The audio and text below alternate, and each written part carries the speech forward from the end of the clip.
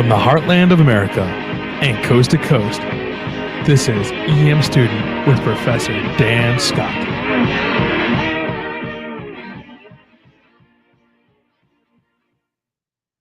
Security is mostly a superstition. It does not exist in nature, nor do the children of men as a whole experience it. Avoiding danger is no safer in the long run than outrunning exposure. Life is either a daring adventure or nothing. Helen Keller. Good morning. Welcome to EM Student. I am Dan Scott. And today, so the last several weeks, we've been talking about different emergency management programs out there, degree programs at different levels, from getting a certificate to an associate's all the way to a doctorate. Today, we have on the show an individual from Arkansas Tech University to represent their emergency management program. He's a professor in that program. He's also an experienced emergency manager. So today I'd like to welcome to the show Christopher Shea.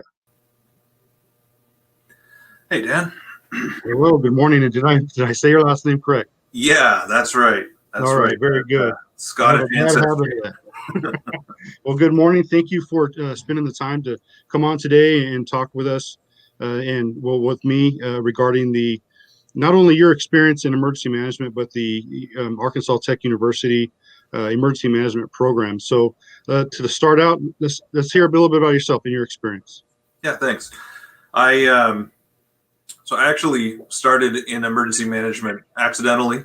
As many of us do, actually, I started off by wanting to do international development, and I did an internship in Vietnam and discovered that I didn't like watching corn grow, which was pretty much what the job was if you're in agricultural and economic development. But the organization I was with was, because I was an intern, I was expendable. So when the Indian Ocean tsunami happened, they said, "Do you want to go to Indonesia?" I said, "Okay," and they sent me off there because I was free. So I got there. I was like, "Whoa, this is it. This is exactly what I want to do." Never looked back. And I've been doing international humanitarian response from then. That was 2004 until just last year when I moved full time to Arkansas Tech. Very cool. So you have a well-rounded experience, international experience with response to disaster and emergency management. What led you to want to remain in the profession, and then eventually lead into teaching? Yeah, I think anybody who's worked in the field, whether that's from being an EMT or a firefighter, all the way through international responses, eventually hits their burnout phase, and you have a choice at that point. You really need to kind of go up or go out. And I was given the opportunity to take a management role, move me back.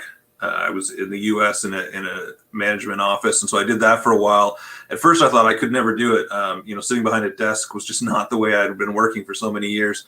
But you get older, and I still had a lot of chance to travel. So I was able to transition from living internationally full time to traveling 200 days a year to 100 days a year. And eventually I got to the point where I said, I just don't even want to travel anymore. But I still I have a passion for the job. I have invested a lot of time and experience in it. And along the way, I was able to go to Royal Roads University, get my master's there in emergency management. And that was actually kind of a key point for me. Going back to school, going to grad school, I thought, wow, this is the part I'm missing. I actually liked school. I mean, I like the research, all those questions that I had in the field. Why don't we do it this way? Or why don't we try this? Well, somebody wrote about that in a paper and nobody read it. And so I wanted to really try and connect those pieces. So even while I was still working with my grad degree, I was kind of like, how do I bring that academic aspect into the profession? Then I was also given opportunities to teach, just asked as an adjunct, can you come and bring your experience into the classroom? And I don't know if it's because I just got old and tired or what, but I thought, I actually feel that I would contribute more by giving to future professionals than I will actually bring by being in the field. And so it was kind of a new revelation for me. I can invest more time into the future generations. And if they can learn what I know at my age by the time they get out of college, man, where will they be, 20 years from then? Where So would the that's profession be? Hmm? Even more than that, where would the profession be? Well, exactly. That's Yeah. true too, right? And so that's kind of been my new life goal, is saying, what can I give to the future of emergency management? That's awesome. It's always great to hear when a practitioner transitions to give their experience to the next generation, or those that are entering the field now. One of the yeah, I know I've been it's one of the goals of this show is to get that, not only education in general, and aspire people to become emergency managers, but those who are already existing emergency managers, to influence them to share their experience in the classroom. And that doesn't mean that they need to stop everything they're doing and go be a professor. It Yeah. means that they can be guest speakers, and reach out to their local institution to come in and share their experience, share why someone might want to be an emergency manager in the Mhm. programs, especially if they live in a jurisdiction where a university in their local jurisdiction offers the program of emergency management. And I think that's, having the experience to back up your education to teach to the next person that's going to enter the field is an amazing thing. So, for me, thank you very much for taking that step, because having the experience to back up the education that you're giving brings credibility. Yeah, thanks. And I remember your podcast just a couple of weeks ago, talking with Carol and Jessica about their program at North Dakota, and you mentioned how you're able to guest present a lot more because so many schools now are using that technology of being able to bring in guest lectures, and that's something we've been doing at Arkansas Tech for years, and it just always tried to do is. Yeah, it's great to have people in person, but our networks and the faculty, our networks are across the country, across the globe, and so we try to bring that into our classroom because I think, just like you said, it's important. I know so many people in the field who say, "Well, I could never teach." I'm like, "Yeah, but you have something to share. So let's just have students. They'll be so excited to talk to you, to ask you tough questions, and." So we've really enjoyed that. And then the other thing too is I love bringing alumni back and saying, you're only a few years out of this program. What do you wish you'd done differently? Come back and tell the students why they should be paying attention to this or that, and what was valuable to them in the program. Yeah, and I think the approach too, in which a professor may reach out to a practitioner. It could be intimidating when you ask, "Hey, would you mind coming and being a guest speaker?" It could be more than just being, preparing a presentation. You don't have to necessarily prepare a presentation. Right. It could be a Q&A on a certain subject, to share your experience, to give your experience in the real life, in the everyday. This is what happens in a real emergency. This is how we do things. Just that Q&A is beneficial not only to the individual that shares that experience, but the person asking the questions. Yeah. They're there for that reason, to learn. And you don't have to go in like a professor and do a presentation. And this is, but to say, here, I'm here, I have the experience. Ask me the questions that you would like to know from a practitioner. And everybody that goes to school is different. They maybe want to be a practitioner. They may want to teach it. Yeah. Or they may want to do something else with that degree and apply it in a completely different arena that we may not even thought about. So it's good to share that experience.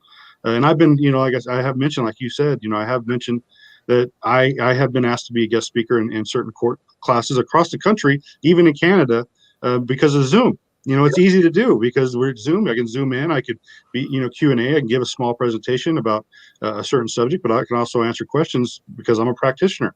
So that's great. And my purpose for saying all this is that if you're listening to this as a student or a professor, don't be afraid to say, I would like to hear more from a practitioner, or reaching out to a practitioner and saying, hey, do you mind coming in for a Q&A? And if you can do it Zoom, awesome. Right now, it's a perfect excuse. People are like updating their entire learning system to accommodate the Zoom and virtual learning, but also for future. When COVID is over, this will still be happening because of the door it opened for potential of more students into institutions to be able to learn and be in the classroom, which is amazing. Like I said, I've said multiple times, COVID, throughout all of its bad, has some good things that have brought through innovation that will continue to benefit not only, I mean, our profession amazingly in education, but a lot of things that we do, telemedicine. So these are just small things, meeting from people across the country, remote work, getting jobs has actually been a big deal, right? People are losing their jobs and able to get another job as a remote worker from a company that they're not even in the same city or state as. So, it's opened up some amazing doors. So let's transition to your program, Arkansas Tech University, and the program. So what is it that you teach at the program? So I've taught almost everything now. I'm in my second year, but they started me off by just having me try every class pretty much. So our course has a core that starts off with basically your intro at the undergrad program, and then we have a class for each of the phases. So we kind of cover the phases, and then we have some more specialized classes. And so at the bottom, at entry level, I've taught those classes, and then a couple of the phases I taught the relief recovery, and then some our thematic courses, the ones I really like. We have a social dimensions class talking about how disasters are social. That's been a big part of my professional career, so I really enjoy bringing that in. Of course, I also enjoy teaching the international emergency management class. Last summer, I did a special one on humanitarian crisis and war, and then we have a graduate program as well. And in our graduate program, the two courses I teach are the international emergency management and then the technology in emergency management, which is also a lot of fun. Just constantly exploring what's new, whether it's relevant, is this worth the money? Is it more risk than value? Looking at those kinds of things. So,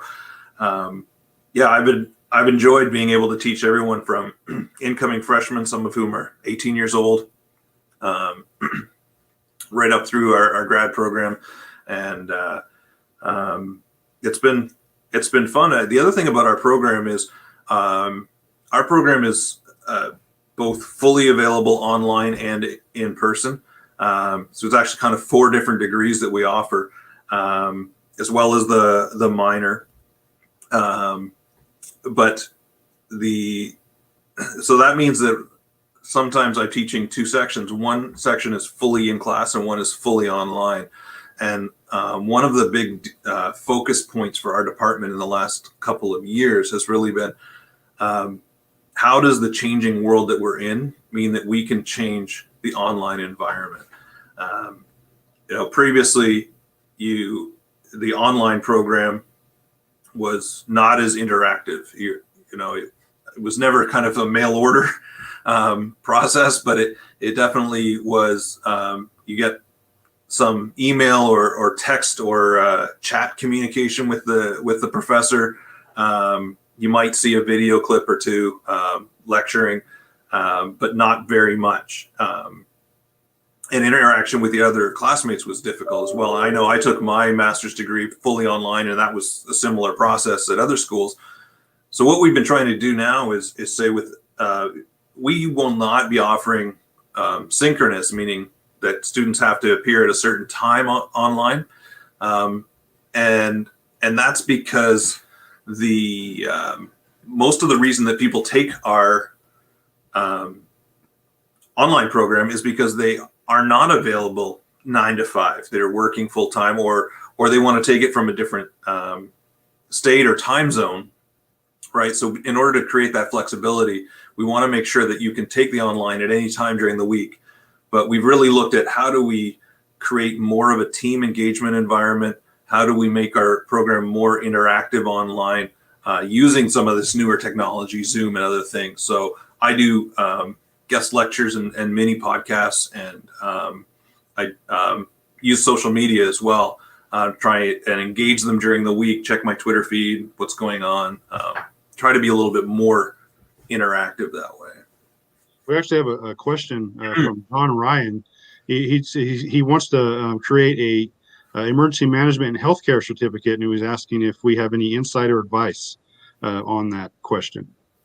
Do you have any that you'd like to share? Yeah, I think if we're talking about an undergraduate certificate, and it's within a credentialed or accredited university, you'll have a pretty standard program determination of what is required for a professional certificate. And basically most of them, there's a core number of classes within the focus, and then you'll have some specialization. So in this case, you would probably have some core EM classes that would be required, and then you might have a couple of, like, one or two focused on healthcare. We have a public health and emergencies class that we teach in our department, for example. You might want one extra one, or you could tie it to the paramedic program, something like that. But yeah, for it to be, within an accredited university, it has to basically use accredited classes that are already available or newly created for the university. Yeah, you'd want to develop a proposal, and if you work for a university, that's a great thing, and you can start the process by having your current connections. If you know of another institution that has a program that you're interested in, connecting with them to identify the steps that they went through. If they have a curriculum that you could potentially bring over to yours that you share, but the first steps are creating a proposal, understanding what courses are going to go into that framework for a certificate, and then getting the approval, implementation, and then maintenance of program. Who needs to approve it?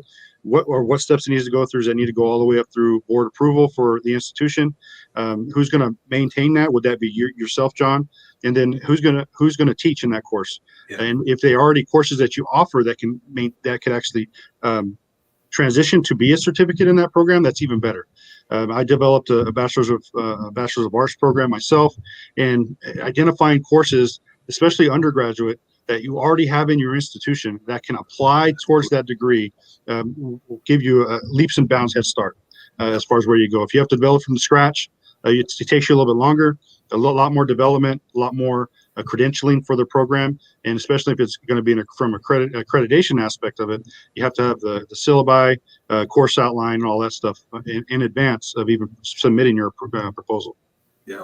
Hope that answered your question, John. If you want to catch up with me or email me at Daniel at EM Weekly, please do that, and we can catch up a little more on that, because I have developed a program. I can help you a little bit. I have some healthcare experience. I was an EMT for a long time, and I worked in hospital settings. So, I can help you a little bit. I've been in educational for a long time, so I can potentially help you that way. But it's a long process, so I can help you out as we can. So moving on. So tell us, what student that comes into your program, what can they come out of that program expecting to know, and how would they be able to apply that in the real world? Yeah, I think I didn't know the tech program before I came here, and I barely knew where Arkansas was before I came here. I spent the last decade up in Seattle, but what I love about this program, it's really excited me, is how focused it is on job relevance, both at the undergraduate and at the graduate level. And part of that comes from the university itself. Arkansas Tech University is a teaching university. It's not a top research university. So it's also an open enrollment university. It's really focused on making sure that everybody has an opportunity to get a college education. So our program is, if you look at the bachelor's level, we spend a lot of time in our classes working on soft skills. We focus on things like making sure that when you graduate, you know how to write a report, you know how to give a presentation. You may not like it, but you can do it and it'll look professional. We focus on hands-on experience. So we want all of our students, we partner with the state Division of Emergency Management and get our students into the EOC. Our undergrad program requires an internship, which is 3 months. And so every one of our students has practical work experience when they graduate, which is the reason that actually we were just looking at some of these numbers a couple months ago for a report. And in the last couple of years, we've had over 85% employment rate in the first year after an undergrad program. And that's in their profession, not just employed, but employment rate within the field of interest. So that's kind of the big thing for us. I would say you want to come to our program if you really, you're focused on getting on experience to get a job in emergency management. With the graduate program as well, it's not as research focused as some others. I would strongly encourage, if you want to teach emergency management, that you look at other programs. I'm totally okay with that, because I would say I would rather you were a better teacher by going to a program that invests in you as a teacher, where we don't really invest in you that way. Our master's program is focused on giving you the college graduate level skills that you did not get in a work experience, because we assume when you come in, you already have some experience. Even if you come right out of your bachelor's program, we don't teach you the work hands-on experience as much anymore in the grad program. We did that in the undergrad, but with our graduate program, it's focused on some of your writing, basic research skills, really being able to apply the literature and the knowledge to your work experience. Very good. Shay Briggs actually brings a question, says, what advice would you give someone looking to get a Master's of Science in emergency management? Yeah, I would. So this is a question I had for myself, because I was working in the field and trying to figure out, do I need to go to grad school? What do I want to do in grad school? I think there's a couple of things to consider in my mind. The first one is, what was your bachelor's degree? If your bachelor's degree is in emergency management, I might encourage you not to actually take a master's in emergency management, because you have a solid grounding in that knowledge, and maybe you could diversify your knowledge with a leadership or organizational management, or other, maybe public health, depending on your interests, for grad school. So that's the first thing to consider, is emergency management the right program to be in? And that took me 5+ years. There also weren't that many masters in emergency management when I was looking, so I had to find the school first. The other thing to consider is, do you want to take it online or in person? There are obvious strengths to both. If you want to do online, I would encourage looking for a program that either lets you take some courses face-to-face as part of that program, or has a cohort model where you meet together. I find, from my own experience with doing my master's, having met with my classmates at least for a couple of weeks in the summer really enabled me to complete my master's. So I would say that's a key thing I would look for in a program for grad school. I think the other thing too is thinking about how you want to pay for it. Grad school is expensive, and if you go to a class, if you're fully in class, what we call a grounded program, there are probably a lot of options for getting assistantships, grad assistantship, research assistantship. So you have normally your tuition waived by doing that. Whereas if you take it online, that doesn't happen. But maybe either you're in a job or you can get yourself into a job where they'll pay for that. And then that changes the game. So these are some of the factors I would look at. And yeah, I mean, those are my initial thoughts. I'm sure you have plenty more to. Yeah, I mean, it does. It definitely depends on how you are going to apply it, Shay. As far as are you going to be a practitioner? Are you going to be in the classroom, or are you going to be in a certain setting that maybe it's just if you're looking for it for promotional, or you're actually looking for it to apply. It does matter. Like I've said many times, my degrees, they vary. I have an emergency management degree, a social welfare degree, and then a leadership and organizational studies.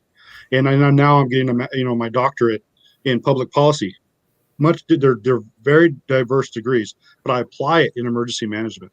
It also depends. There are blended courses out there too, so you can get a degree in a master's program where it's online and in class, or strictly online. Or if you're local and you have a university that will service that need. Some, like myself, my doctorate, I don't have a local university that serviced the need that I had, so I'm doing mine online.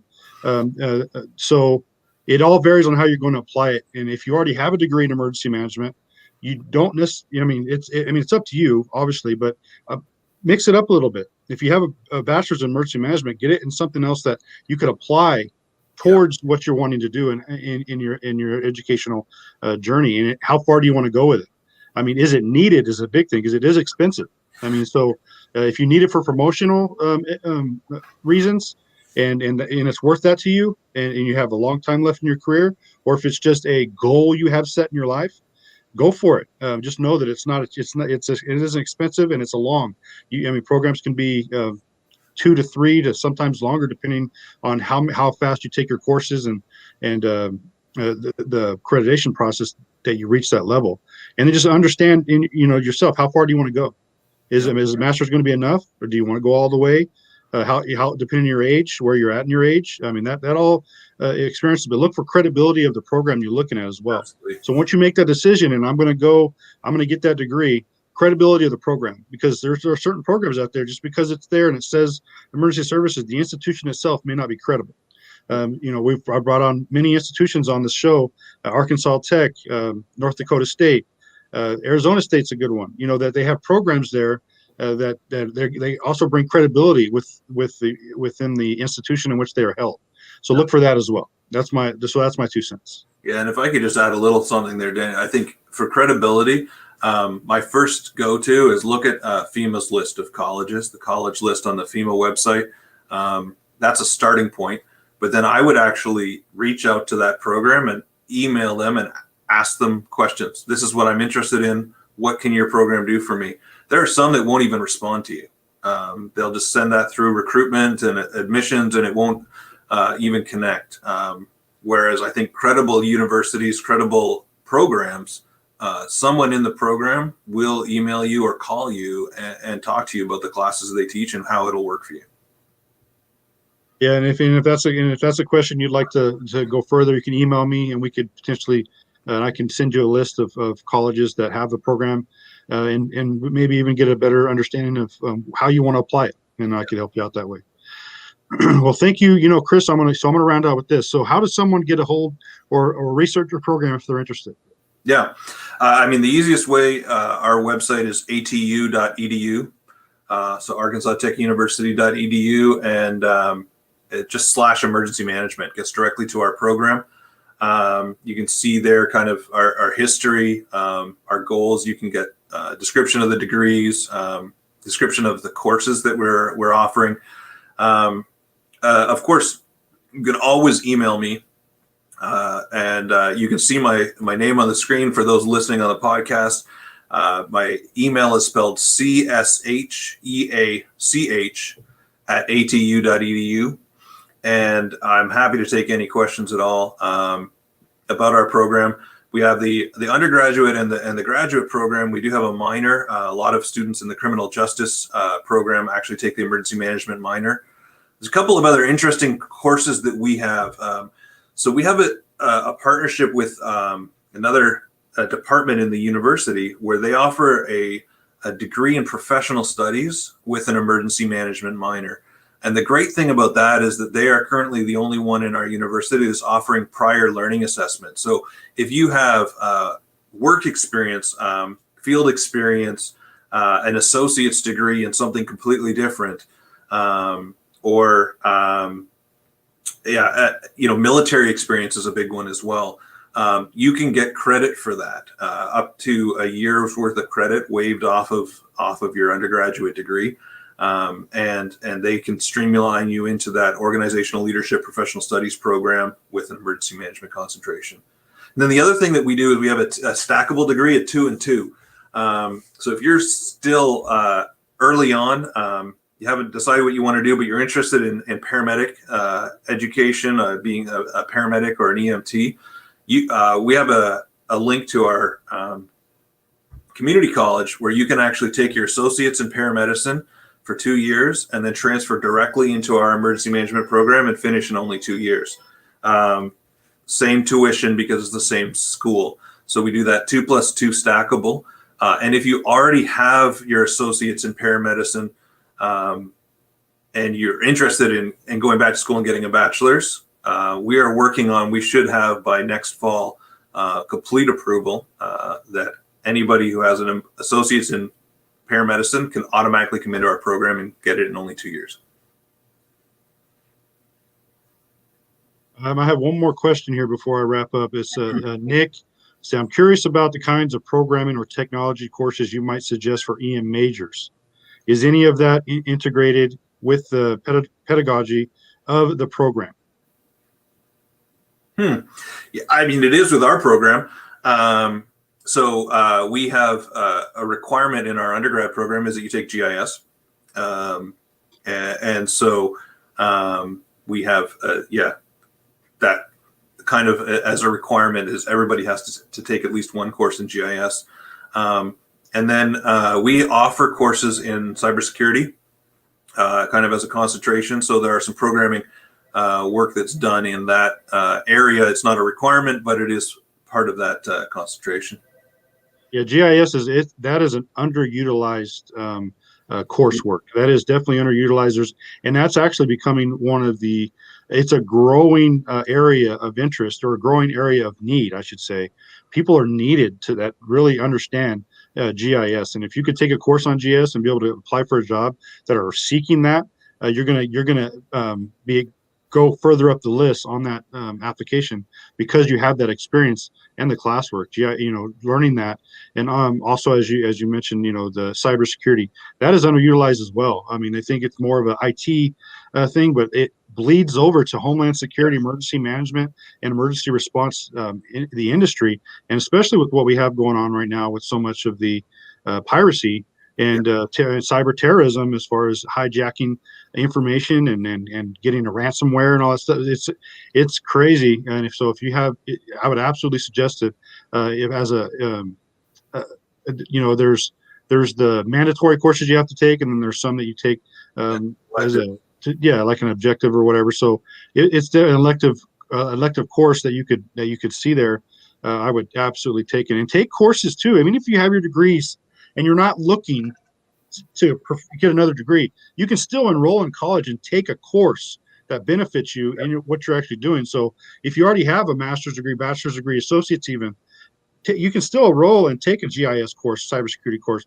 And you can do it online, in person, or there's even, if you just want some informational stuff, basics on these things, you can go on the FEMA site for FEMA training at EMI, and there's some courses there that you could take and potentially get credits for an associate's level program. So there's so many ways you can go about it, but you don't necessarily have to be seeking out a full degree to learn these things. Yeah, funny story about that, Dan, because I actually just signed up as a professor at the university. I just became a freshman because I'm going to start up taking basic EMT in January because I've never done my EMT training. So I'm taking that just for fun. I'd rather learn how to be and get certified nationally as an EMT. So definitely that's a thing. And even if you're not taking an emergency management, or if you're taking an emergency management course, look for technology outside of the program. We offer a drone course where you can actually study to get your Part 7, so that's your drone approval license from the FAA. But not every EM program has that, but maybe someone else in the university does. And so look for those kinds of things. Think of what are people using in the field, and where can I get that education? Yeah, think outside the box. It doesn't have to be an EM program. So I mean, there's so many programs out there that, so education in general, that if you took a business class, amazing. Finance class, we deal with grants and finances. Leadership is, it's a daily thing. If there's classes out there in leadership, take them. Leadership is not, it's not something you have to learn. Leadership, you have to practice leadership daily. Huge thing to study. There's so many, computer science in general. Just taking a basic MS or Word course, learning how to use Word, Excel. There's so many different aspects that we use every day that you would be surprised at. Word can do so much more than what we know it can do. PowerPoint can do so much more than what we think it can do, because we just know the basics. So take a course that will expand the way we think. It also expand the way we learn things, but the way we teach things when we go out and we instruct. Most emergency managers are instructors at some level. Absolutely. Whether it's CERT, whether it's CPR first aid, whether it's SIMS, NIMS, ICS, whether, or other levels of ICS or emergency management programs. I mean, I teach it for EMI. I also teach in the States for the Basic Academy. I teach in all these different realms. I was an EMT for many years, licensed EMT. I still have the skills. I just didn't renew my license this year, actually. First time in 8 years that I haven't renewed my license. But it's one of those things that I started out as an EMT, basically in the response realm, where I actually got to start riding ambulances and work in the hospital setting. Before that, I started was basically law enforcement. So there's so many different avenues that you can take in education and emergency management. And one of the reasons why I love my background is because I worked in every area. I worked in law enforcement, EMS, fire response, also safety compliance. So mix it up, be diverse, don't be singular focused, and kind of expand your, think outside the box. That's the best thing we can give you, is that it'll help, but do nothing but help your career as a professional, but also as you teach others, whether it's, in the single classroom of CERT, or if you're all the way teaching a master's degree to the outgoing emergency managers that are going to be going into the field. So don't limit yourself. If I'm saying anything, I'm saying that. Yeah. Don't limit yourself. You have any closing words for me before I close out the show? I just thanks a lot for bringing me on, and I'm excited not only about your podcast, but I think about the future of emergency management. I think, like you said earlier, COVID's changing things, but it's only one of the steps that's driving change, and things like this podcast as well. So I'm glad to be on here, and I look forward to seeing who your future guests are and how many of them are going to be some of my former students. That'd be exciting. Well, I definitely appreciate that. And, I tell this to all my guests, your time is the most valuable thing you can give somebody. And I appreciate you giving me some today.